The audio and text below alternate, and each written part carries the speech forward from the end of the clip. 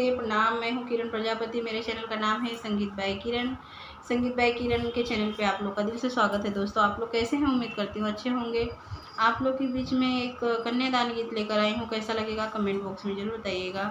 हमारे चैनल पर जितने भाई बहन नए हैं उन सबसे हाथ जोड़ के विनती है, हमारे चैनल को सपोर्ट करें, लाइक करें, सब्सक्राइब करें, शेयर करें। दोस्तों, कमेंट बॉक्स में ज़रूर बताएं कि ये हमारा गीत कैसा लगा।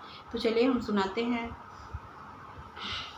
रोवेली कवान बेटी, रोवेली कवान बेटी, जर जर नया नवा, काहे बिसरवला पापा देई के जनमवा, काहे बिसरवला पापा देई के जनमवा, मम्मी बिसराई दियली देई के जनमवा, मम्मी बिसराई दियली देई के जनमवा, पापा बिसराई दियल देई के कन्यादानवा, पापा बिसराई दियल देई के कन्यादानवा, रोवेली कवान बेटी जर जर नया नवा, रोवेली कवान बेटी झर झर नया नवा, काहे बिसरवला चाचा देई के जनमवा, काहे बिसरवला चाचा देई के जनमवा, चाची बिसराई दियली देई के जनमवा,